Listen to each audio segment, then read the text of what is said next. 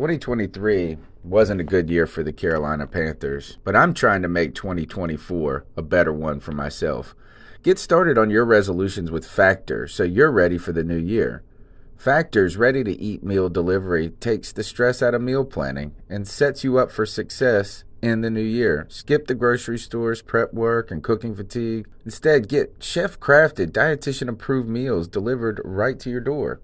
With over 35 meals to choose from per week, including keto options, calorie smart, vegan plus veggie, and more, plus over 55 weekly add-ons, you'll have a ton of nutritious and flavorful options to kickstart your resolutions. Skip that overpriced takeout trap. Factor is cheaper and way more delicious than takeout.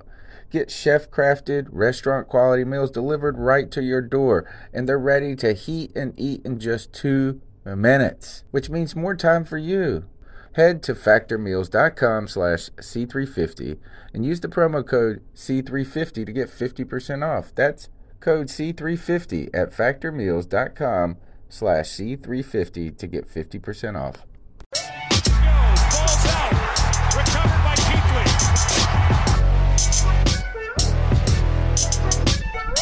Right side is he'll bust it through, making the tackle. Shaq Thompson for a 3-yard loss. Shaq busting through. My goodness. And what we see is North turning offense coming to fruition because Cam is actually a pocket quarterback. Who knew? Oh my goodness. Tackles the Camry, busting through at the 30, 35, 40. Quick race down the right side. Here he goes at the 50, 40, to the Miami 30, 20, at the 10. A swipe with the ankles. They can't get him. Touchdown, Christian McCaffrey. They can't get him. They can't get him.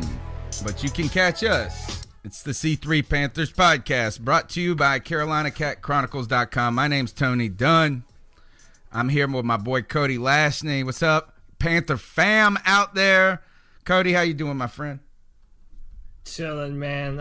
It's a Tuesday night. You know what we do on Tuesday nights. We talk about the Carolina Panthers with the best chat room on YouTube. Scott Thomas is here. Joshua Mass, Underground West. Susan already dropped a $14.99 love bomb. We love you, Susan. Hey, man, ain't nothing to it but to do it. Let's roll. Tonight's show, guys, is OTAs, Dazzle, and Jackson is no stranger to that action, right? I think this is the 20th episode of the season, 2021, somewhere in there. We're going to be talking OTAs.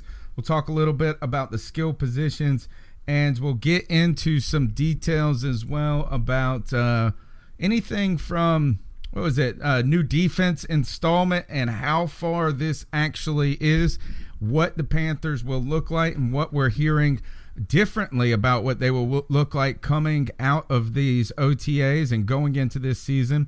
And we've even got Ron Rivera with a little egg on his face.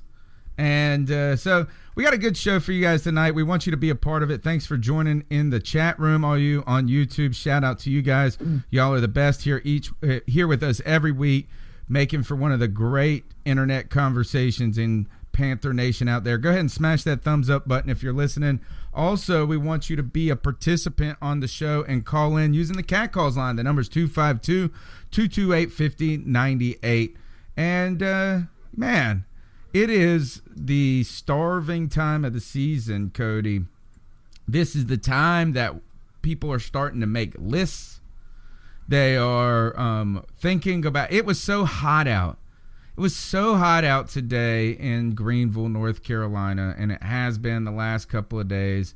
And you just retreat to the air conditioning, and there's no sports on. There's nothing. We're football starved, and the best thing we got is a couple of guys out there running around in shorts in OTAs. They look pretty good doing it, don't they, Cody? They look damn good doing it, and you'd be surprised, man. It seems like every year around the time of OTAs, man, we get some clips and some videos coming out that, man, it makes you wish the Panthers football was this Sunday, man. We have some great clips to show. And by the way, I didn't forget you, Trill. I see you, man. Trill 110, Tizzy, Jeff Hodge. we got the whole crew, man. So, but yeah, let's go ahead and cue up here. You want to talk about how much we miss the Panthers and how good they look, ladies in the house. Cody, I know that they did a little something for the ladies recently, and boy, if it doesn't get the ladies excited, it got me excited. Yeah, I see only the dudes in the chat room right now, but hey, to whoever sees this, whoever may enjoy it, this is for you. I liked it. Here we go! Take it off! Take it off! Come on. Come on, man! Come on, man! Come on, man! Come on, man! Don't be that way! You guys know McCaffrey's ready. Luke got to go to the damn tanning bed. Do you want to see August? Come on, dog!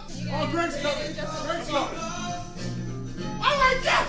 Hey, August! August! Yeah! That's Thor right there. We got on 3. Here we go. 1, 2, 3. So anyway, none of them that got me excited. Woo, it's hot in here. None of them look quite as good as I do with my shirt off, but they're almost there. And yeah, man, look, that's the morale building right there, man. I mean, they're into it. They're ready for the season, man. I'm into it. Yeah, that gets me pumped up in a very straight kind of way, I might say.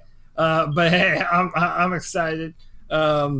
Yeah, there's a lot to look forward to in Panthers football. All right, what else can I say? A couple of things stand out to me on that video. If it isn't hot in here, first, we are a good-looking bunch of men, the Carolina Panthers. But number one, did you hear Cam Newton?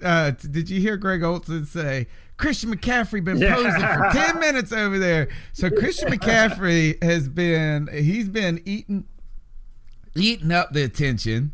Or at least Greg Olson's reminding him that the ladies are looking, and he is just strutting his stuff, showing off his big muscles. He does look fit, but when you see him in that image beside other very fit individuals, he doesn't look as giant as some of those pictures made him look. But he looked very healthy and ready to roll. The second thing that sticks out to me, Cam Newton, he's having fun. He's smiling. He's clapping. He's waving his arms around. He is part of the scene. He's optimistic. It does not, at this point, I know he's not throwing, but right now, I have not seen any evidence that his recovery is going poorly. No, and, listen, that man is the leader of our football team. So even if you're not able to be on the field throwing the football, I mean, that guy is the centerpiece of everything that you do. And it's been that way for a long time, man. People try and knock Cam Newton for his leadership. And I don't know why you would ever do that, man. Cam Newton is getting everybody excited, prepared. And I do have a feeling before it's all said and done, they're going to have Luke with his shirt off, flexing just like everyone else. He was even calling out David Tepper on Instagram to come take his shirt off and flex his muscles, although his is more of a financial muscle.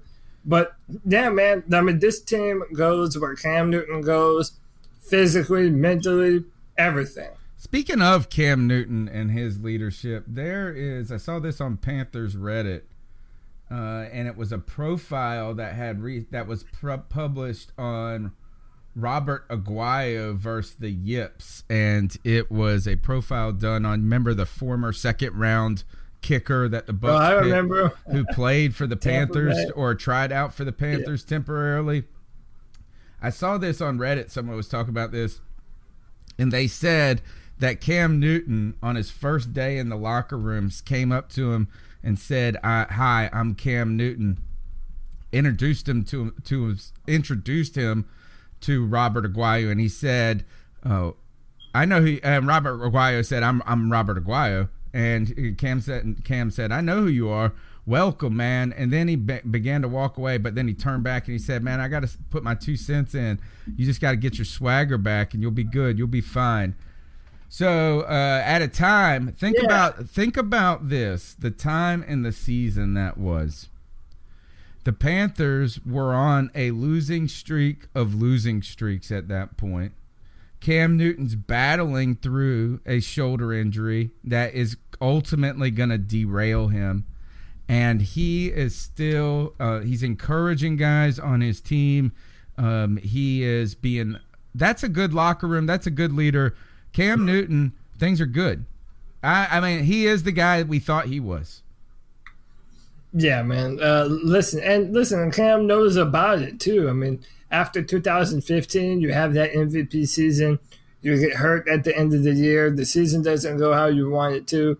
And yeah, man, sometimes you just lose your mojo and lose your rhythm. And Cam Newton's been through it, man. So he's able to talk to some of these players and tell them, hey, man, just dust it off. It's time to get out there and do what you do and play football, man. That's numero uno. Jeff Hodge, thanks for the compliments. He said that the C3 Panthers podcast needs to be made the official Panthers podcast, calling for them to do a little bit more groundwork on the Panthers home app when it comes to podcasts. I tell you this, one day, that's what I thought, is that one day I think it'd be smart if the team bought even their fan media. Like, if they paid me, I would be nothing but like, hey, man, everything is fantastic in Carolina Panther land. Tony Dunn, let's dream together, man. One day you and I are employed by the Panthers, and we're doing this for the Carolina Panthers. I'm so down, man. I'm ready to do it. I mean, what's the problem? Own your fan media, right? I'll sell out. I'll sell out for you. No, for sure. Give us access. What I think it would be, I do think it would be cool is that if you gave some fans some kind of access and then didn't put rules on them, and also didn't ask them to be journalists, but like, let's have. I mean, why not? It's about fans. I think that would be cool. Buy us out. We're cheap. We're cheap. No. Let's see what else I want to talk about. OTAs though. OTAs have been going on. The reason for today's topic, or the name of the show, was Dazzles, because, well, that's not the whole name of the show, but Samuels and Donte Jackson dazzled a little bit today. Why don't we go ahead and pull up the Jackson clip? Fast, speedy, a guy that had a remarkable rookie season. Donte Jackson, a lot of excitement surrounding him, a lot of ability. And look at this. He got a little Odell in him. Woo! I mean, he does come from LSU. You know, there's something to be said that he could he be, can he be an elite corner? Hell yes, he can. And, you know, he was on his way to doing just that at the end of the season. And, you know, this is part of the reason, not to go off the rails here, but, you know, publications like PFF, people read PFF numbers and think that's the be-all, end-all. But really, PFF a lot of times does lack a lot of context. And they graded Donte Jackson pretty bad at the end of the year last year. But it was apparent to anyone that watched him, he was an incredible football player in his first year. 4 interceptions. I mean, the guy, look at that, how he moves his hips. That change of direction. The ability to mirror the receiver in front of you and be right in their pocket. Dude, that's next level. That's real athleticism. All right, and so he has a mind for the football. What I think the concerns, if there are concerns, the question, I'll put this out to the audience too, is can Donte Jackson become an elite corner? Right now, exciting speed, right, but a little slight of build. The question, I don't think, has to do with his athleticism and his ability, and I don't think there are any questions with him in his commitment to the game. But I think right now that the only thing that could get in the way of him becoming potentially the best cornerback in Panther history, like he has, I think, the skill set to do this, is that himself. Absolutely. Like himself. Like, that's the only thing. is that will he commit to becoming like a student of the game? He may already be, for all we know. Because tell me this, Cody, have you seen a player in the Panthers secondary your entire time of being a Panthers fan who showed that much promise in his rookie season? No, I really have not. I mean, even Josh Norman turned it on later in his career. And even then, he never had the high-end athleticism that Donte Jackson has, the ability to play football like that. Donte Jackson, in my opinion, is the future of the NFL. When you look at guys like Patrick Mahomes and Eric Rodgers and Deshaun Watson, and they're just throwing bombs down the field, I'm a firm believer in press man coverage. And that's what Donte Jackson does, whereas Josh Norman was more of a zone corner. And I just feel that a dominant press man corner in today's NFL, man, that's an asset on your football team. And Donte Jackson probably has the potential to be the best at doing specifically that maybe the Panthers have ever had. And he has the bravado. I mean, what could you not want in Donte Jackson? Well, you know, as the last player in our secondary with that kind of those elite traits was a Chris Gamble. And Chris Gamble had moments, too, where a lot of people at first questioned his commitment to the game. From what I remember, though, Chris Gamble was a little bit bigger of a guy. Donte Jackson is exciting. He could be. Yeah. In many ways, I'm just seeing some things, and maybe this is my endless optimism, but I've been thinking about this, Cody, as we haven't talked about him in the offseason a lot. You know, our attention has been focused so much on the Panthers pass rush, some of the limitations we have, some of the guys that are departing. Are we changing defense? These things. And somewhat of uncertainty, but what I think I'm most certain is that Donte Jackson could be the most talented player in our secondary. And that's saying something given Eric Reid. Show us the box jump video. Show us what Eric Reid's back there. I think there might be more talent in this secondary than we have given credit for ever. Actually, I think this might be the best secondary we've ever had. Look, play it one more time. One more time. Yeah, I don't know the exact measurements of how tall that is, but that's a tall jump, man. That's hard to do right there. I'm hoping that it replays on the YouTube video. I see it replaying for me, but not all the time on the YouTube video. So sometimes I'll back out of it and get back into it. But yeah, listen, man, Eric Reid has that high-end athleticism. Yeah, you're right. Dude, he made that look easy. The last 6 inches, he glided. He was still, the ascent was too easy there. He could have done 6 more inches. Now, that's what I'm actually thinking of. I see Donte Jackson working over there. I think and as Underground West described, he has that it factor. When I see Donte Jackson and I think about potential, now you guys are going to go crazy because I'm going to say a Hall of Famer's name, but the bravado, and not to the extent of the person I'm going to name, but the speed and the it factor, Deion Sanders, baby. Now, Deion was a lot tall. You know, he was of a different strength. Like, I mean, he's that fast. Deion's running Donte Jackson speed, and he was probably over 6 foot. Let's see, what was Deion Jackson? Let's see what he is. Probably about 6. Well, I know Dante's 5'10", and then I think. I don't know. I'm not good with. Hold on. Why did I say Deion Jackson? Who am I thinking of? Deion Sanders. Deion Sanders. Why did I say Deion Jackson? Because I said Donte Jackson. I was putting both of them together. Prime time. So let's see. Prime time was how tall was he? Sitting there going crazy, like what kind of people would think I'm retarded out there? I should say that he was only 6 foot. 6 foot. who was the shutdown corner that played for the Jets for all those years, and then he went to the Patriots? He was like the best corner in football for a number of years. Hold on. Why'd you ask me his name? Chat room, get on it. He was related to... That's who he reminds me of a little bit. I think he's kind of similar body types. God, what was his name?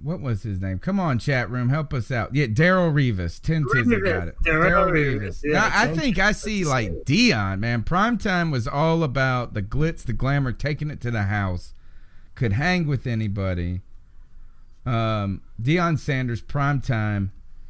That's the excitement that could be there if we get Donte Jackson exploding. I would love to see that. You know who else is right now?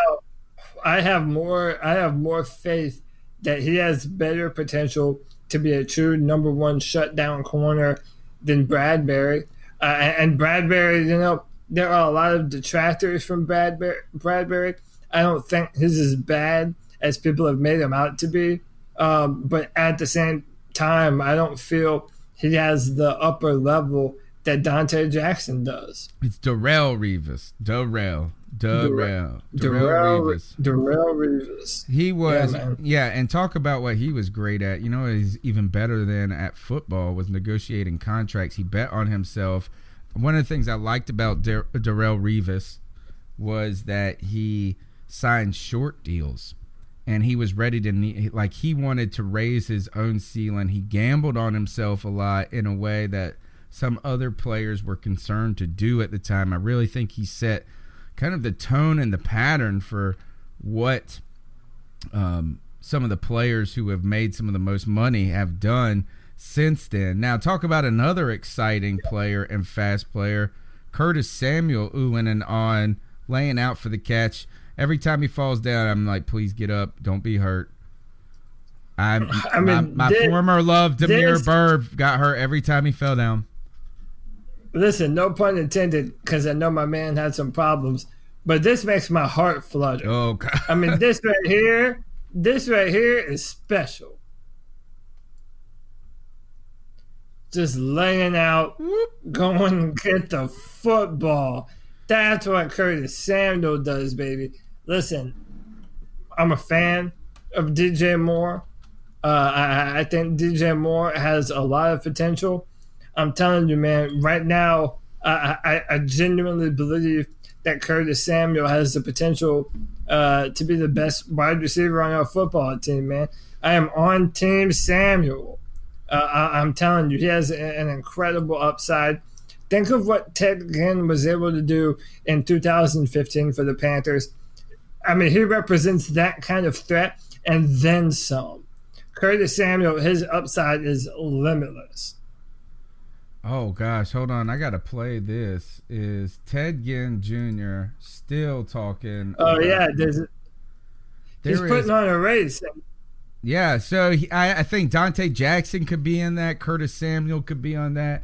Yeah. Demir Bird can be in that. There's a lot of fast people, but let's see. What does Ted Ginn say? Ted Ginn says something that he will race anybody for $10,000. Yeah, they're doing a competition. They're doing a race. We have some fast players on our team. We got some fast players. DJ Moore's pretty quick, but Samuel and Donte Jackson have elite level. Who do you think is faster, Samuel or Donte Jackson? They ran the same time. They both ran a 4.31. So, but then Donte pulled up a little bit. So I don't know. I might say Donte might be the fastest player on our team right now. He was trying to break the all-time 40-time combine record. He was just short of it. He ran a 4.31, but so did Samuel. I mean, we have some speedsters on our team right now. We're definitely a changing team. And to speak on that a little bit, let's talk about this. Is as we see these OTAs unfold, Cody, some of the talk at this point has been, or a lot of talk has been about the defense. We've speculated about the shifts that we've been making in a 3-4 defense, and we continue to hear things about the Panthers adapting to this new NFL, which is strange to me. But I think what we're seeing is that what was rumored as some just minor changes at first, or some changes, has been a philosophical overhaul when it comes to the defense. Cody, let's go ahead and put up the 3-4 defense clip. It's just a tweet that I saw from Joe Person today. And Joe Person, he said Ron Rivera still hasn't said the Panthers primarily a 3-4 three-man front, but he strongly suggested it today when he referenced making the move to a little bit of a 3-4 base. Now, so we've seen suggestions of this when it comes to moves in free agency, the addition of Bruce Irvin. You wondered about some of the talent on the team already, whether it be a Marquise Haynes, whether it be a Mario Addison. Were they better suited for that different front? And then the Panthers go out and get Brian Burns, Christian Miller, and now everything we see, they let all the linebackers, the traditional type linebackers, walk. It's Luke Kuechly and Shaq. And then I think we are making the full sell change, a complete change to a 3-4 defense. And then it goes on, and Jordan Rodriguez then tells us to, whoa, slow your roll. She says this. She, quote, retweeted Joe Person, and she said, there's going to be a lot of 3-down linemen. Sometimes there will be 4-down linemen and nickel. But because they want to be as multiple as possible, even the definition of a base is a bit restrictive. They've been okay with being restrictive on offense, on defense. No more. Jordan Rodriguez bought 100% into the coach speak. And I'm telling you this, it is not that complicated, Jordan. Joe Person is right here. The Panthers defense is gone to a 3-4 defense. It's plain and simple, and don't give me this nonsense about, well, of course, they're going to play nickel. Well, of course, 3-4 different defenses play nickel too. So do they put 4-down linemen down. This defense will look like a lot. I was looking at Pittsburgh Steelers tape, going back when they played the Panthers. That's what this defense is going to be. And you're not going to say the Steelers aren't a 3-4 defense. It's more complicated than that. They're a 3-4 defense. Well, first let me do this. Joe Riolano is on the show tonight. Joe Riolano, ladies and gentlemen. How are you, buddy? I'm good, man. I'm doing real well. Glad to be up in the hizzy tonight. Welcome to the house. Awesome, Joe. Man. We're happy to have you on Tuesday night, man. But one of the things I do want to say is I disagree with you, Tony Dunn. I think Jordan has to be right. And let me tell you why. Because there is literally the difference between a 4-3 and a 3-4 is pointless if the whole reason why you're doing things differently is because you don't want to know, or you don't want the opposing offenses to know where you're rushing from and what you're going to do, down in and down out. They want to be able to confuse the offense and provide them different looks. And I think if you went to a primary 3-4, even though we've drafted the people to do it, I still think it benefits us to be able to use, people like F.A. Obata and Mario Addison as a 5-tech in a 4-3 defense. I really do feel that this isn't going to be a permanent every down thing. They want to be able to switch it up and throw different things at them. And I'm hoping that Ron Rivera stays true to his word and that's what we're going to do. Otherwise, I'm not sure that it's going to be a very successful venture if that's what we did all the time. Well, I don't think we'll do it all. I don't think we'll do it all the time. I think what we're going to experience is running the 3-4 a lot, but we will also incorporate a 3-3-5. When on passing downs, we won't necessarily go to a 4-down a 4-down lineman situation. We may stay with a 3-3-5. So I think you'll see a little bit more of that, and that may be where you've noticed a bigger difference. That I'm hoping you'll so. see more 3-3-5. I'm telling you, this is going to look significantly different from what we have ever seen as Panther fans. Yeah. Going back, I'm telling you this, is I watched the game for go back and watch week 10 versus, well, it's week 10, but it was like our week 8 or week 9 because we had a bye week at that point where we fell off the rails when the Steelers game. That defense, they went out there, they gave 3 down lineman looks. They gave 4 in a couple of short yardage situations where they were 4th and 1 situation. They went to something that looked a little bit more traditional of what we did. But I'm telling you, their defensive ends were standing up and the whole time, even when they were crowding the line. And they ran the nickel a ton. What I saw was this, is like Joe said, there was 3-3-5. But that third linebacker is barely a linebacker in that system there. He is crashing on that passing down, and then you have 5 corners out there. I say you're going to see Luke Kuechly. You're going to see Shaq Thompson in the middle. You're going to see us in nickel a lot when they're in passing downs.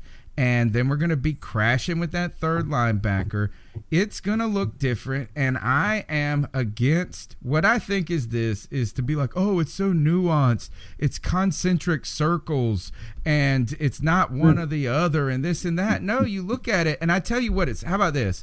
You might not be able to call the 3-4 the base defense, but you sure as hell won't be able to call it a 4-3. No, I mean, and the end doesn't matter. I mean, I'm just of the mindset that, you know, if we're able to do a number of different things. So look at it this way: F.A. Obada, who's still going to be on the football team, who I think is going to make the roster, isn't going to be on the roster as an outside linebacker. They're going to want him as a 4-3 defensive end. Right now, we're in a good They're just going to want him as a defensive end. That's the thing, is that he might be standing up. He could put in a 4-3 though.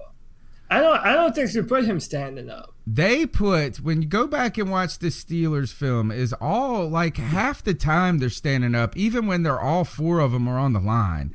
2 of them are standing up. But you think we're trying to be the Steelers? Yes. Like, on defense? Yes. I don't know. I mean, similar. Yeah, similar. Look, they have Bud Dupree. They count one of their linebackers as Bud Dupree. The guy's 269 pounds. And they call him a linebacker. Yeah. And all they does is stand up and rush at the quarterback. That's what he does. He runs. He's a defensive end who is – what I think is this, is that I just feel that the Panthers go into a 3-4, and that whenever it is a passing down where the offense has the advantage, they're going to be in nickel. And whenever the defense has the slight advantage, that is down and distance advantage, 3 and longer, they're going to crash an extra linebacker, and that guy is not going to be Thomas Davis anymore. It's Bruce Irving. It's Brian Burns. These guys, is that it's going to be a lot more oriented, I think, at stopping the pass and sacking the quarterback. Right, stopping the pass by getting to the quarterback. Yes. I think, Cody, I think you have a point with F.A. Obada. You're going to see a 4-man front in like 4th and a yard and a half, like you said, Tony, in the Steelers game when they played the Panthers last year. Yeah. You'll see the defensive end come in and line up as part of a 4-man front on a short yardage situation. Maybe even like 3rd and 2. 3rd and 2, where you think that... Sorry, go ahead, Tony. Yes, or those situations, I think there are. You watch the Steelers tape, and there were times that they had 4 men with their hand in the dirt. And there were, but most of the time, I tell you this, is that I just don't feel that this commitment has been impartial, just in part. It really seems like the Panthers are destined at this point for a really significant change on defense. And I don't want to hear this is that it's the evolution of the NFL and we have to blend and blend and blend. The person who doesn't evolve, and I don't trust the words evolution in his mouth, is Ron Rivera. He tried to give us the evolution line forever. Is that this is going to a defense that just tends to work better in this NFL with the type of talent that's coming out of college. The linemen that are coming out of college tend to thrive in that system a little bit more. I mean, that is true. I do think that 3-4 tends to be the trend, but there's still a lot of successful 4-3 teams, and like I said, the ability to switch up our rush and not be so predictable on defense. I mean, I'm taking Ron Rivera at his word. And think of it this way: we've been a 4-3 for so long. Our players damn near have it ingrained in their brains on how to pass rush from a 4-3. So, I mean, it's really kind of, if you're not going to have 4 down linemen at some point in time, when that's what they've been doing for, however long they've been in Carolina, it's almost, a bad idea to not use them in that area, especially when they're so used to it. We're not going to start FA about it. You have different. I don't know. Probably not. But then you have different packages with people like, Brian Burns and Christian Miller coming in, Bruce Irvin for the versatility. I feel we have the personality that if we stuck to one over the other, that's just being lazy and conforming to the fads of the time rather than trying to do something new and dynamic, which is what I genuinely hope that we are doing. Yeah, I don't know. I don't know if we have the personnel to run a lot of 4-3 anymore. And I would even say at linebacker too. There's no doubt. We will definitely see it.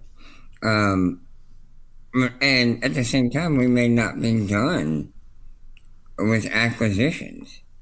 I don't know if we've gotten to that, maybe I'm jumping the gun, but just looking at McCoy. What would he do to the defense? I think he'd play defensive end in the 4-3, right? I don't think he's a nose tackle. He played defensive tackle, though. Yeah, he played in a 4-3. In a 4-3, but if over he could here, be a defensive end in a 3-4. In a 3-4 playing the 3-tech. So imagine Poe in the middle, K1 on one side, Gerald McCoy on the other side. Then hold on, we're not done. Then let's put Brian Burns as outside linebacker. Then let's put Christian Miller or Bruce Irvin on the other side, and let's beat the shit out of the quarterback, man. That's what I'm saying. I'm down for that. Man. I think he's going to be too expensive. Yeah, I don't think so. I don't think we'll get him. But if we could, man, the things that could happen. Yeah, I'd like to see him. I'm excited about the shift, and I think that it's going to be a breath of fresh air to our defense. And I think it's going to work and play towards this NFL a lot that is getting the ball out quick. I like that the athletes and how they look at it in the 3. Look, we have always struggled against 3-4 defenses. Our own offense has always struggled against 3-4. Because it was so rare that you play a 3-4 defense. It really was. I mean, everyone ran a 4-3 for the most part, save a couple of teams. So, yeah, you don't really see it. So it's a whole nother ball game when you have to play against it. I do think, I think that my gear grinding with Jordan in this case, Jordan Rodriguez, it's not that it was grinding gears. Is that I do think at some point too that when you're trying to be the reporter and the objective one, the good one, that you can play it too conservative when I think is, look, Ron Rivera is feeding us these kind of lines like, don't expect too much. We're just do whatever is the best situation. But we've never done anything like this in the past. And let's not act like those couple of times we did it last year was us mixing it in. It was just a sprinkle. Where this is going to be a featured ingredient now in our defense. And Ron Rivera has had experience with this defense in the past.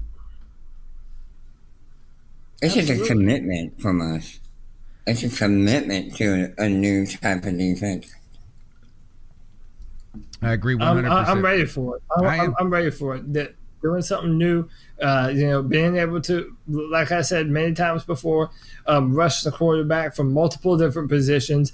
I think that's needed for us, man. And then think about how it benefits Luke.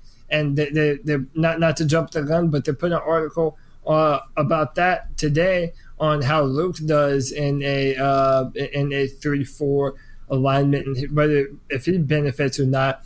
And I didn't read it yet, but I personally feel like now, you have him in different positions. They don't know what Luke is doing, where he's going, what he's doing with the football. That's exciting, and it opens up a new facet to one of the best players that has ever been in a Carolina Panther jersey. By the way, just a little tidbit of what he's been doing at OTAs. Grabbing interceptions like it's nothing, like number 59 does. I'm ready for it, man. I feel it'll be a fun defense to watch. I like the idea of the 3-4 defense, and we'll get off of it in just a second. I just talk. What I like about it in this case is that I think sometimes in the traditional defense, you ask the linebackers, it's hard to get linebackers, enough of them that are good. And I know that sounds crazy because in a 3-4 defense, you're putting more linebackers, but I barely count those guys as linebackers. Calling Bud Dupree a linebacker to me, calling Bruce Irvin a linebacker to me is not who I think of when I think of a linebacker. And that has not been the Thomas Davis, Luke Kuechly, the Will Witherspoons, who was the Dan Morgans. Those are not those types of players. I think that the defensive ends too, the guys that are coming out, and the fact that we have this stupid or we have this like claim now, we call them edge rushers. Like they're not defensive ends. They're just like edge guys. To me, that's like they're barely defensive ends in that case. So I feel like this is that we've got two guys on our team who can be real linebackers. I don't know if we've got the athletes and the horses to ask a linebacker to keep up with a slot receiver from another team. No, and that's not the matchup that you would want. I mean, right. Generally, well, but it happens. It would happen if you trot three kind of traditional, the inside, the outside, the inside linebacker, this middle, and those traditional ones. They get put in those roles at times.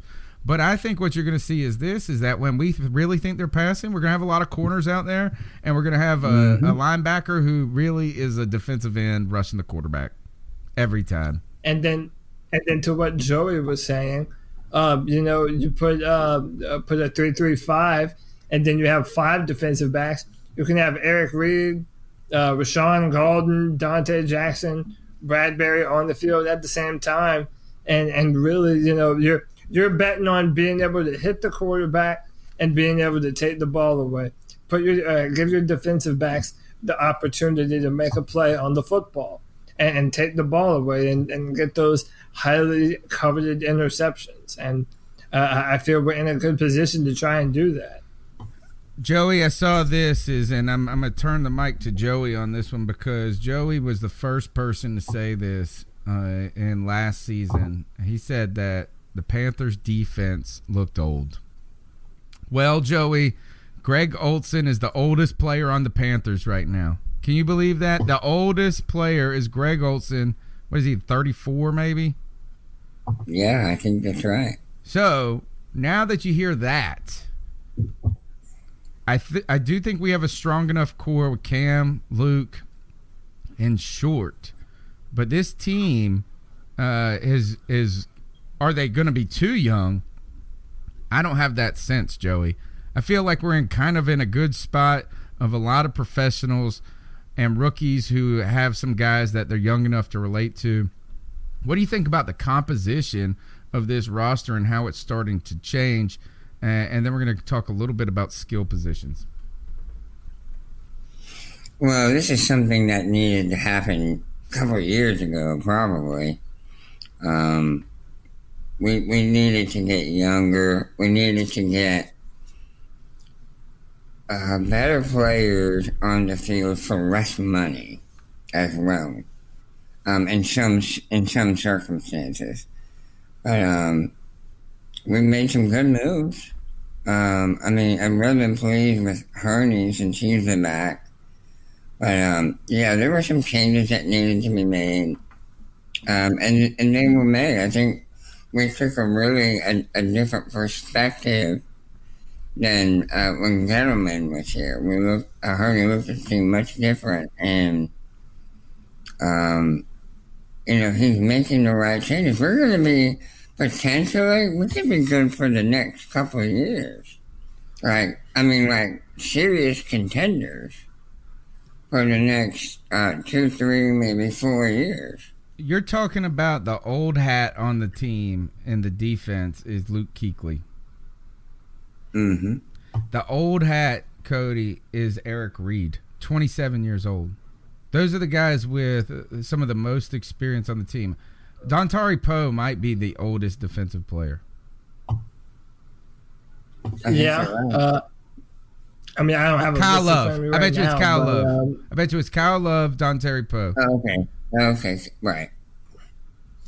Hey, man, age is just a number, dude. You're only as old as you. That's such a lie. That's what young people That's say. what they say, man. I tell you this, my ass is older. Age is just a number. Older. Man, I got out there. I was at the pool with my kids the other day. I was huffing and puffing, man. Don't worry. But we are. I would say this. Though, time to do some yoga, Tony. No, yeah, definitely. True that. It's so dramatically. It's such a shift. Is that we didn't just we went from being the oldest team in the division to maybe the youngest? Yeah, maybe. Yeah. Joseph Broach says Greg Oldson. That's silly. I see what you did there. I see what you did. There were some. I do think is that to me there's some there's so much uncertainty, but I love the idea now of guys that we're gonna wait to see what star is uncovered on the team, not what star is dimming. Right. Or the one. Right. Can we get one more season? I'm excited. That's why we had that conversation about Donte Jackson and the excitement that he could potentially offer, like Deion Sanders, like prime time. Like we could have I'm not saying he's gonna be that, but we haven't had a time, I felt like, in a while where we had guys on the team other than Cam Newton and Luke Kuechly who could be that. Hope springs eternal. Yeah, this is the time for that. Now, speaking of Hope Springs and not hope, bad news at this point, not really bad, we don't know anything, but Ian Thomas and Torrey Smith have not participated in OTA so far. Cam still isn't throwing. So all of this Hope Springs Eternal is also dependent upon the health and this team. Ian Thomas, another young player that showed a lot of potential in one season. Now, let's get a couple of seasons under our belts before we start christening people great. Torrey Smith, though, if you better hope he's not a guy that has an injury lingering in training camp. That would be an easy way for the Panthers to say, if you're on the bubble, we need to save $5 million, and it's not because of your injury, but that is contributing to our concern. So I'm on Twitter just now, and Torrey Smith, I don't know when you put it out, but you put out a tweet. It's a picture of himself, and it says decisions. And I don't know what. It was from 5:58 p.m. today. I have no idea what he's talking about. If he's looking to go somewhere else. Let's speculate wildly and say he's going to retire. Maybe he's thinking about retiring. He's too young. Maybe so. I mean, listen, me and Tony have been back and forth on this. I don't feel that Torrey Smith adds a great deal of value to our team, especially at the price point.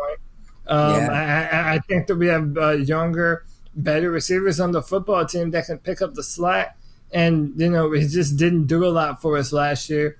Granted, Newton, Cam had his shoulder injured, but, I mean, at the end of the day, other receivers on the team had better numbers than he did. So I don't really know what role Torrey Smith has with the football team right now.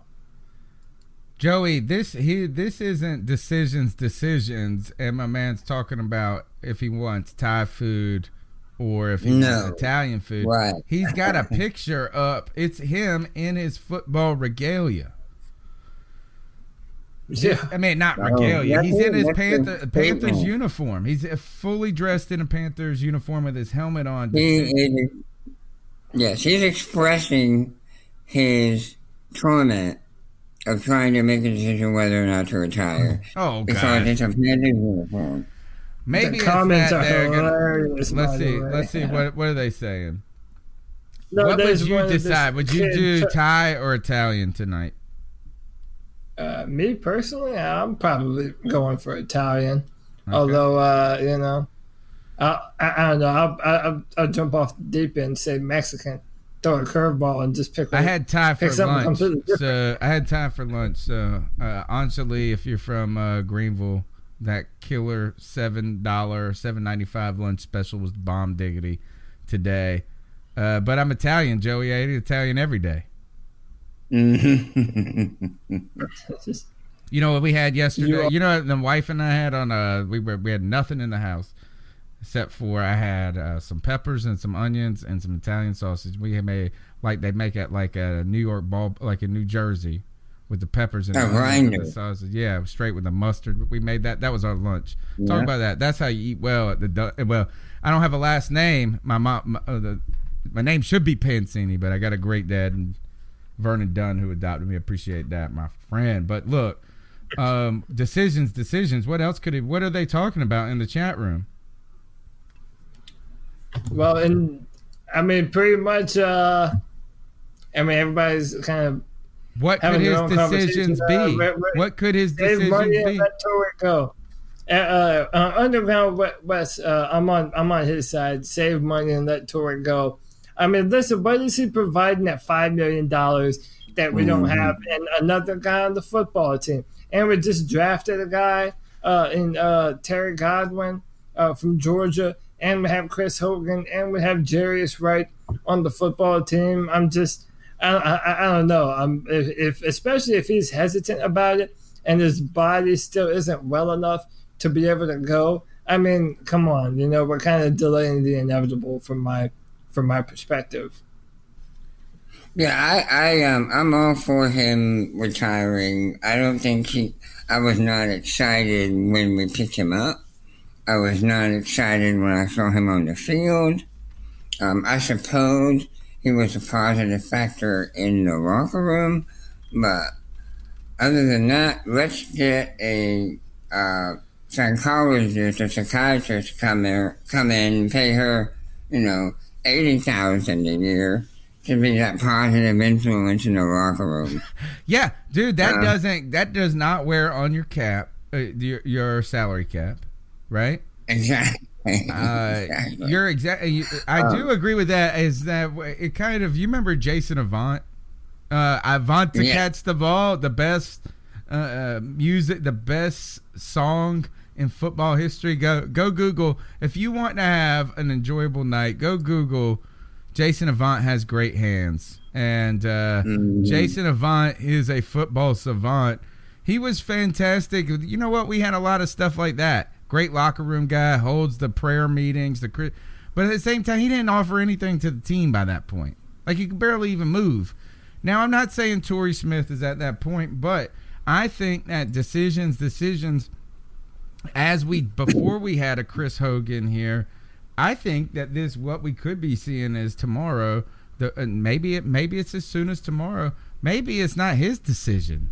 maybe his decision not to retire or to keep playing, but decisions on what city he's going to have to go move to get his next job, because there could be a chance that he didn't practice in OTAs. This is a convenient time to move on from Torrey Smith. And boy, if we move on from Torrey Smith, really one of the least impressive stories of a veteran guy coming to the team. Definitely not the Jericho Cotchery story he was hoping for. No. God, he couldn't carry Jericho's jockstrap with the contribution he made here. I mean.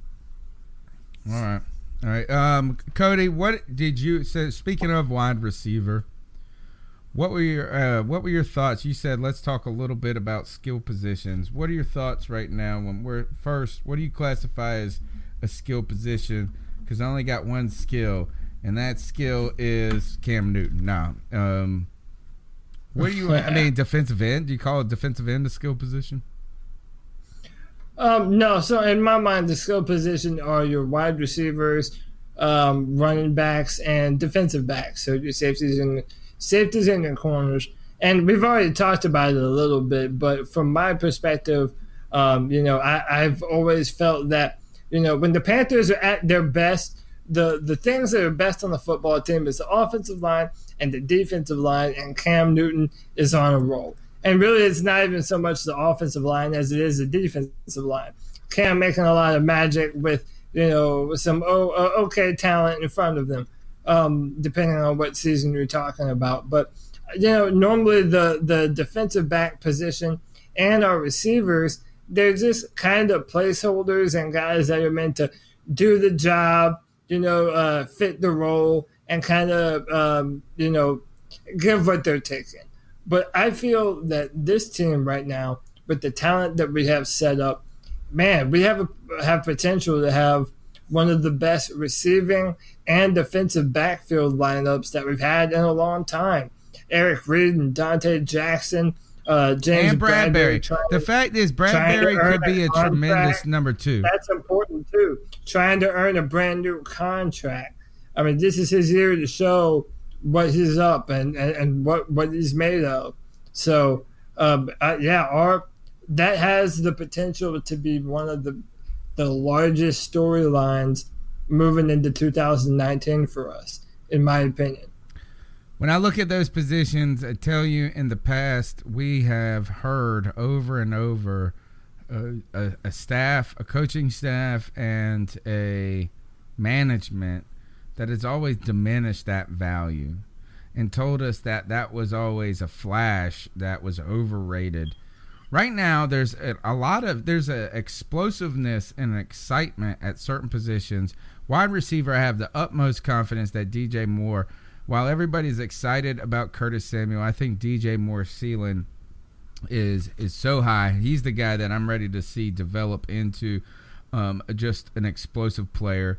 But you've got Christian McCaffrey there alongside of Cam Newton. Joey, how long have I said this? Is that you've just asked Cam Newton to make magic, man. That when it came to his receivers, he had to put the ball right on the dime. What Christian McCaffrey brought to the team, and maybe what DJ Moore and Curtis Samuel can be, is a guy that you just get the ball. We haven't had playmakers, man, on offense, and right now Curtis Samuel could be one. Seems like he is one. DJ Moore seems like he is one, and McCaffrey is one. It's a good fit. I don't know. When was the last time we felt this way, Joey, about some of the offensive talent we have? Oh, God. Steve Smith and Jake Delhomme before his arm fell off. That's one player. Yeah. 2 players. I don't know that we've ever felt we had so many on offense. I know we have. Well, Mr. Muhammad, Steve Smith, Jake Delhomme, yeah. There have been times, but they've been few and far between, for sure. And that was a long time ago. And I don't know to this level either. But, we definitely have the playmakers, God. We just need to be able to give Cam the time to get to the ball. And one of the biggest problems we experienced last year was no deep threat. And not being able to chunk that ball 35, 40 yards downfield really allows that defense to play tight.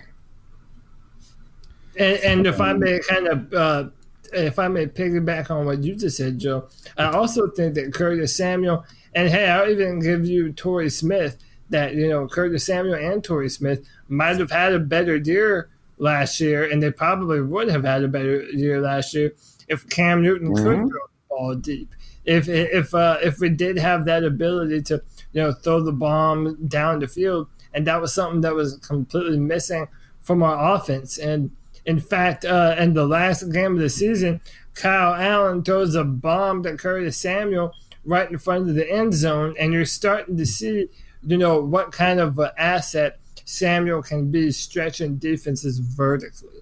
So, absolutely. Yeah, that's why I'm so excited about Curtis Samuel, and for that matter, DJ Moore. I mean, if they turn it on, turn it on this season, and Cam Newton is healthy, man, we might have a dynamic tandem on our hands, man.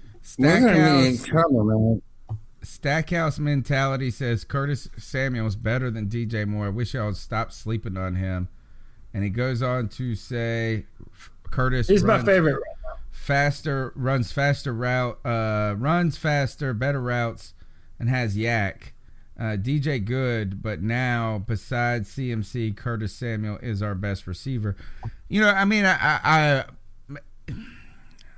I think people are sleeping on DJ Moore personally.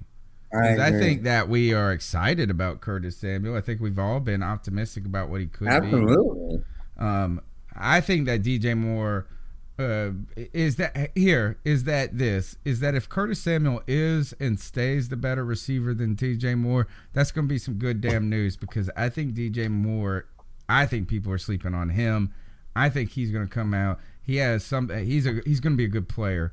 I don't think he's going to be a limited player, and I hope Curtis Samuel is all of that and a bag of Doritos, because Christian McCaffrey is, and you start putting if it can just click. We need to get a couple of them clicking together at the same time, and it could just be electric. I could see that, and there is, at least when I start thinking about the team that we have and the ceiling that they have, it just seems like the ceiling is a lot higher than we've had in the past. In the past, absolutely. I think that is definitely the case.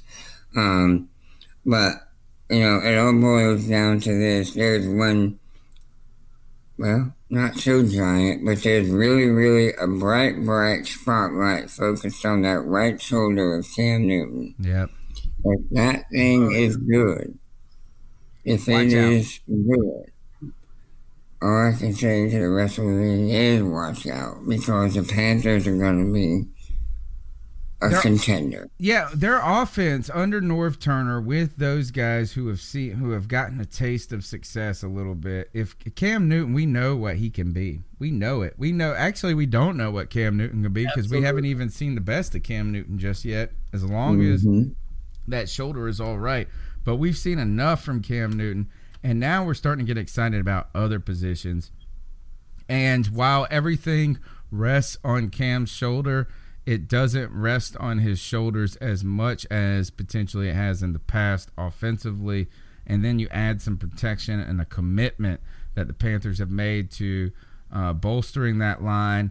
I'm even optimistic about the damn offensive line, Joey.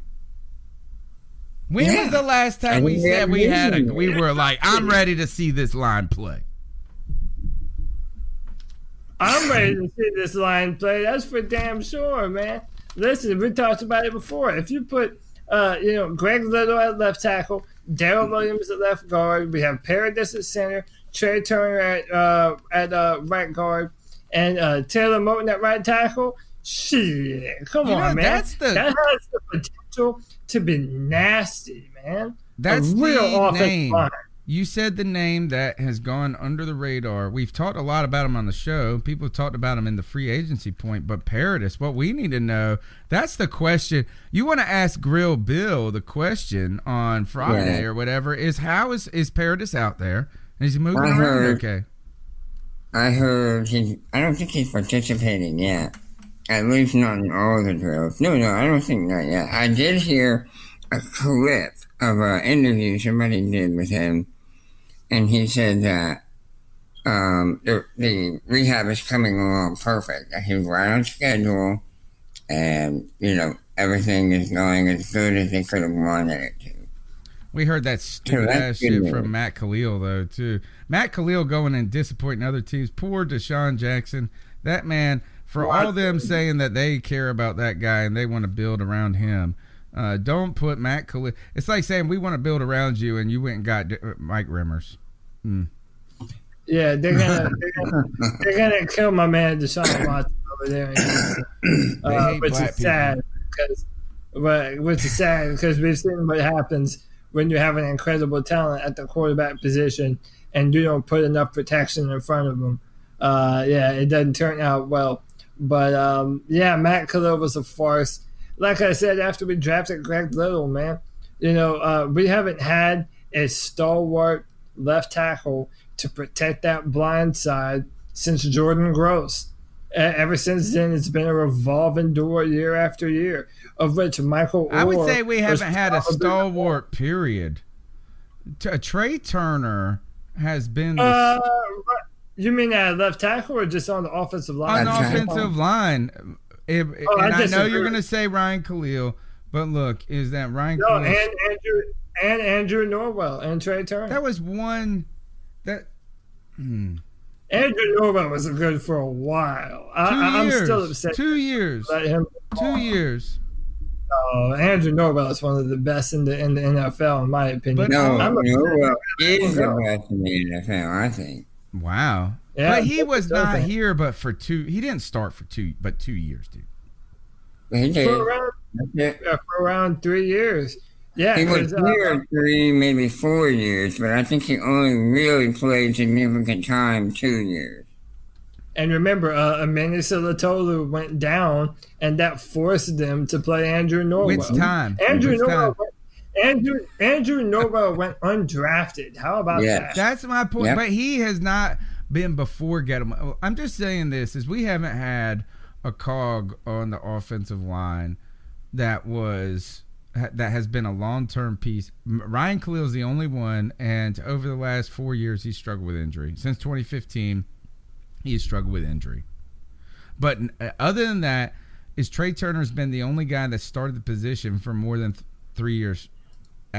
More than 3 years. Imagine if you had a different quarterback every 2 years. Yeah. There's been zero consistency on that offensive line ever since 2013. Really, that's what it's just been, a revolving door of guys. And maybe that's just how it is in the NFL. But we haven't had a stud on the offensive line since Jordan Gross left, other than Trey Turner. I mean, yes, I'm saying Norwell is the stud for a moment, but we didn't re-sign him, though. Yeah, but in my mind, we didn't want to pay him. Yeah, we didn't want to pay him, but listen, I remember thinking that was he went on IR last year too, didn't he? Yeah, but listen, man, and the reason why, I'm happy now if we end up having a great offensive line this year, which I think we will. But my mindset at the time was in 2015, Cam Newton had a dominant interior offensive line with Andrew Norwell, Ryan Khalil, and Trey Turner.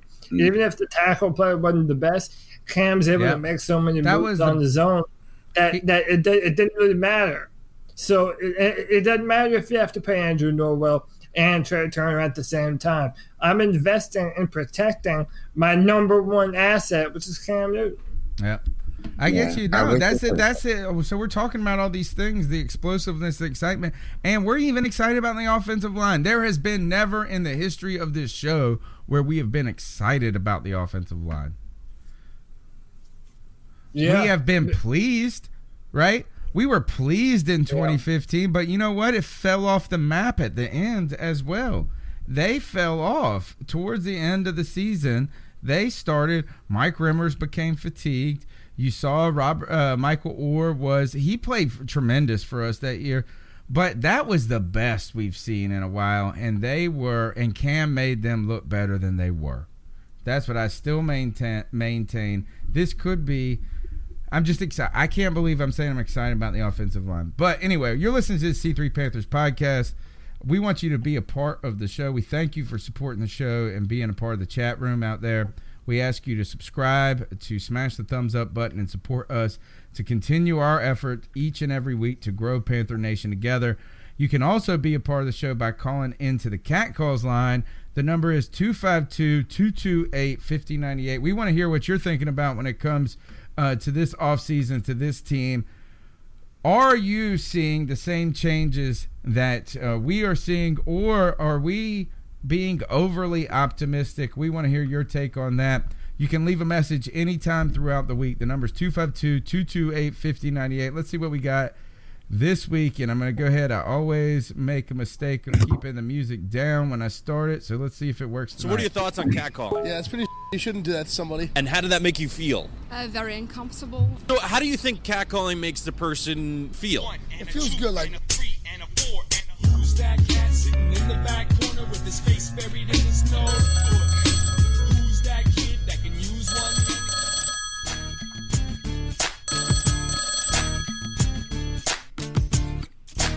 Hey, what's up, C3? It's your boy Nova Black. I was calling in Nova Black. Some love, and excitement and optimism about what's coming, the upcoming season. The all-season moves, man. I love all of that. I know it's been a while since I've been on here. I was reading some of the articles online as well as, checking out some of the highlights, OTAs and stuff, listening to coaches film and stuff like that. Sounds like things is looking good, man. I remember the 2015 season. I seen Curtis Samuel made a diving catch today or whatever, and it reminded me of how training camp and everything started off in 2015 with Cam Newton and Ted Ginn Jr. developing the chemistry and the connection on the deep ball. Hopefully, when Cam gets to throwing, hopefully, I'm being optimistic. When Cam gets to throwing, he'll be able to make that, develop that chemistry with the guys. And hopefully we'll be looking up on the offense for next season. But I'm excited about the defense. You know what I'm saying? That's going to be one hell of a defense, man, with Bruce Irvin and Mario Addison coaching up. The younger guys, and with Luke and Shaq in there, that is going to be one hell of a defense, man. I look forward to it. Thank you guys again, man, for keeping this daggone podcast rolling, even though I'm not always able to call in or nothing like that. I definitely always listen. I never miss an episode. Hope everybody having a great day. Hope everybody had a great week, a great Memorial Day weekend. And I look forward to training camp. Hopefully I can see some of you guys out there. I'm going to be at Fan Fest, a couple of preseason games, a couple of games a year. Anyway, you guys keep pounding, keep pumping out the podcast. Nova Black, thank you so much for being a part of the show. We appreciate it, man. He has been a friend of us, a friend of our show. Been on draft night. He's been there. He called in from the stadium. Has been a killer supporter of the show. We appreciate it, Nova. And he's right now, it sounds like we're all in the same boat. We're sharing some optimism. Even in the chat room, D Mac says O-line and solid receiver lineup. Never thought we'd get it together. This is the time that hope springs or hope springs eternal, as Joe said. It all comes back to, boy, Cam Newton. It always seems to revolve around that. Cody, though, a lot to be excited. I feel like for a while I'm less scared about some of the weaknesses on the team than I am more optimistic about some of the strengths. Yeah, no, I understand that. I'm picking up what you're putting down. I'm the same way, man. Like I said, my the thing I'm looking at the most is that offensive line and the defensive line. I'm a firm believer that football is always won and lost in the trenches. If we're able to get after the opposing quarterback at the same time protecting our own, we're going to win football games. And everybody reloaded. There's a lot of dominant pass rushers in the NFL. But, man, if our guys turn out and Cam Newton is healthy, I'm not just saying this because I'm a super fan. I'm not just saying this because I'm a Cam Newton fan. I genuinely think you'll see the best season out of Cam Newton that you will have ever seen him play. And I genuinely believe that. And I'm not just being a biased homer when I say that. You're looking at the culmination of experience, receivers that are on the same page with him, health, he's older, a better offensive line. I mean, I'm amped up for the possibility of what Cam Newton and the Panthers are going to be able to do this year. And don't forget second year with Norv Turner. I think that could be tremendous. Now, and look, we were all excited about what Norv Turner did. Nobody was upset with Norv Turner's performance last year. He was calling it like and to think that he was handicapped with Cam at the moment with the deep ball and the talent. I'll say this, it'll be a damn shame if Cam ain't healthy this year. When we got some things around him. For the first time, we got a little protect. You know what I'm saying? Like, wouldn't that be some shit? Is that this is the yeah? Like, good Lord. But man, yeah. I think everything I see are all signs are pointing well. I don't think this is anything. I'm really optimistic about Cam Newton. I always will be. I don't think that you've seen the best of Cam Newton. I will keep believing that. All right, the number's 252-228-5098. Let's see what else is going down on the Cat Calls line. AC3. Man, I like what you guys do. You guys are doing some good work over there. My name's John Boy Billy Graham Gano Jr., and I ain't one of them fake fans. No, I'm a real Panthers fan. I'm a true Panther fan. Born and bred. Hell, I was born right smack on the border between South Carolina and North Carolina at Carowinds. Oh. I'm telling you, it was destiny for me to be a Panthers fan. I'm just telling you, I was a fan before the team was a team. Hell, I was a fan before it was a thought in old JR's head. In fact, my Uncle Donnie, he's a dumbass Cowboys fan, always made fun of me. And when I was a kid, he always made fun of me. He said I was conceived in a Denny's on a Friday on Jeans Day. You know, my mama used to work there, and they had Blue Jean Friday. Anyway, that's beside the point of why I called. True Panther fans know what I'm about. Yeah, that's right. Anyway, I'm calling. I want to be talking about this thing, this reporting of the music them boys them be listening to in practice. Now, I'm not one of them conspiracy theorists. Now, I'm sure I'm probably not going to listen to no Nipsey Hussle or Nipple Hustle or whatever that Cam boy probably likes. But this is America, and it seems like this is censorship of the media. I keep hearing that it ain't no big deal. It's just fans being weird, wanting to know what the Panthers players are listening to. But, man, I don't know. These media members, I just think they're a bunch of sissy liberal bias in them, and you can tell. Yeah, I'm telling you, this is a big damn deal. This is about our rights. Not about 32 members of the Illuminati pulling the Pinocchio strings on us. I mean, I'm telling you, it should be okay for them boys to tell us to report on what they be listening to. Now, I don't understand. It has to be this Illuminati. I mean, I just don't understand what else you could explain a gag order on a music playlist. Unless, damn, if my name ain't John Boy Billy Graham Gano Jr., shoot, I think I figured it out. The Panthers won't let the media report what they be listening to because they worried about that evil Yankee fella, Bill Belichick. He probably has a bunch of them psychologists analyzing the songs that our players be listening to and put subliminal messages in the songs and play them around the opposing team. They trying to get in our heads. That's what they're worried about. Man, it's kind of like that Manchurian President movie. Well, anyway, man, I thank you, man. I listen to y'all's show every now and then. Sometimes I listen to it. Sometimes I just be living in Carowinds from weekend to weekend. You know, I got the season pass, but I'll be seeing you boys down when the football comes around, and y'all keep doing the good stuff. Y'all keep pounding. Holy cow. Caller. Oh, what? Holy moly. John Boy Billy Graham Gano Jr. just called in the show. He's upset. Did he say he was born at Carowinds? Born right on the line. You know what? It sounded like he was talking about in the last week. This is the time of the year. I did see that. I mean, it made a lot of sense. I mean, shit. There was. I do. You know what? I feel like that call. What it's referring to is that the. I'm sorry. I'm still trying to get my bearings.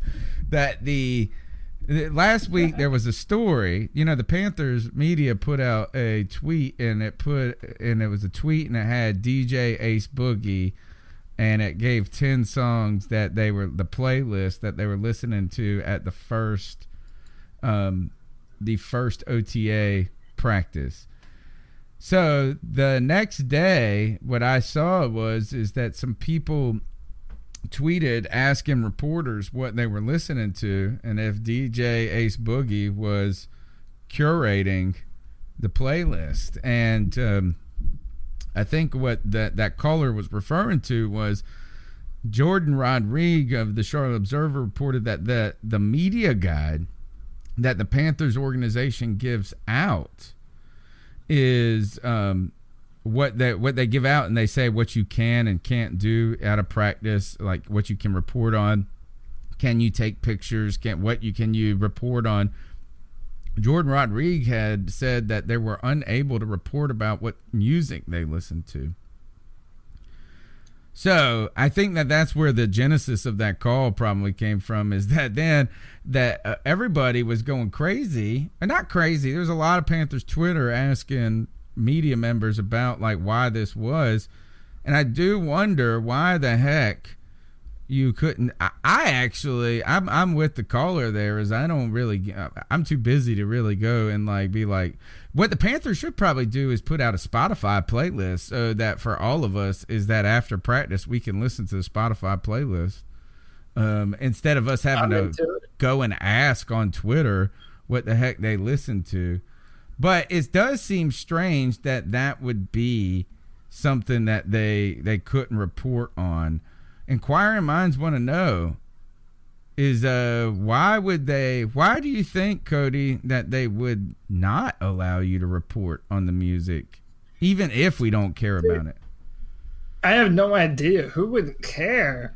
I mean, is it like some YouTube type crap where if you play a song or they hear it in the background, it's like you're getting copyright strikes or whatever, or the people who own it aren't making money off of a 10-second snippet? Dude, I don't know. It's the dumbest shit in the world, in my opinion. I mean, not even allowed to report on it. I mean, what are we doing? It's I don't know. I don't understand that unless they're incorporating music into the playbook. So when you hear this song, you know it's this formation. Unless they're doing something crazy like that, I have no idea what this is about, or why they would even do it. All right. Well, that caller said the Illuminati, and I'm just saying, I'd be seeing a lot of triangles all over the place. All right. So yeah. Well, look, as I tell you, this is that billionaire club. They probably have their reason and rationale for doing everything. So it's all about pulling the strings. Here we got one more call. The number's 252-228-5098 if you want to get in the C3 Panthers podcast. Let's see what you got. Hi, what's up, guys? This is Carl D. What's up, Carl? I am back. What's up, Cody?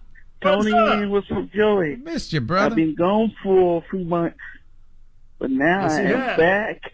Now my schedule, I can be able to join y'all guys almost every Tuesday night. There it is. And the optimism is very high for me. So, yeah, this might be a good year. I feel it, Tony. I feel it. And Cody, your little speech talking about I ain't just doing this because I'm a super fan. Stop it. Stop it. Stop it, Cody. Yes, you are. You just saying that because you're a Cam man. No, I'm just kidding with you, Cody. But I'm just calling, telling y'all guys I'm back. look forward to some more entertaining calls from me next week. I might even try to join the show next week. Till next time, keep do it up, pounding. Carl D. Way to go, Carl D. Way to go, Carl D. Thanks for calling the show. The number's 252-228. We encourage you, 5098. Those are the last. We encourage you to dial the full number, 252-228-5098, and be a part of the show. Go ahead and smash the thumbs up button and subscribe to the show. Tell a friend about it. All right, Cody. I think that's about it. I'm trying to think of, we've exhausted the topics to talk about when there is nothing to talk about or less to talk about. We do at least have OTAs. There's something. What do you, the final part of the show would be to ice up somebody. And I need you to go first because I haven't even thought about this. Actually, I already got mine. So yeah, it only takes 1 second, but go. Go ahead. Okay. Go ahead. Mine is pretty simple. Is the Milwaukee Bucks lose? Giannis walks out. Right, that's his name. What's the star's name? Giannis Antetokounmpo. Yeah, so everybody just calls him Giannis, right? Because they can't say his last name. So he storms out, and then all of a sudden you see tweets coming back to talk about Cam Newton. Not storms out, but he just doesn't talk to the media. I don't even know the details of it. I just keep going back to this. Is why you jackasses got such a problem with Cam Newton. To you, Cam Newton haters, I say ice up. I'm going to ice up all the Cam Newton haters out there when it comes to his personality, his locker room presence, all of this and that, is that ultimately he is a human being who has strengths and weaknesses, flaws and imperfections, but beautifulness too, and all I see is beauty. You, my friend Cam Newton, I love you. I love you. No, but what the hell is it? Like, why do they gotta? Why do they not? Why is it that Cam brings out that polarizing element to people, even myself, in the polarizing of good? But here, look, I'm okay with players having their feelings and not being perfect all the time. But to you jackasses that in 2 or 3 lines think that you can just make a quip at a Cam Newton for your behest, whether it be Ben Albright or whatever that guy is that right now is causing a stir, whether it be the dude Adam Shine or Sheen or whatever who tries to throw low blows at Cam Newton. Y'all suck. So ice up. That's it. It's boring, but it's just like my weekly ice up. Cam Newton haters, love you, Cam. Ice him up.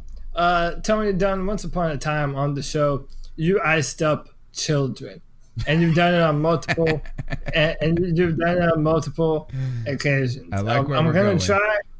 I'm gonna try and one up you, and not only am I icing up children, but men and women. I'm icing up the entire state of Ohio, and maybe if it's not the entire state, but at least the percentage of the population that watches The Bachelorette, and more importantly, the percentage of the population that watches The Bachelorette, but also doesn't want to be informed that a tornado is on the way to their house. This heavy rain is between you and the tornado. That's why this is a dangerous situation tonight. It's dark. It's also rainy. I was just checking social media. We have viewers complaining already. Just go back to the show. No, we're not going back to the show, folks. This is a dangerous situation, okay? It's nice rain. Think about this. This was your neighborhood. I'm sick and tired of people complaining about this.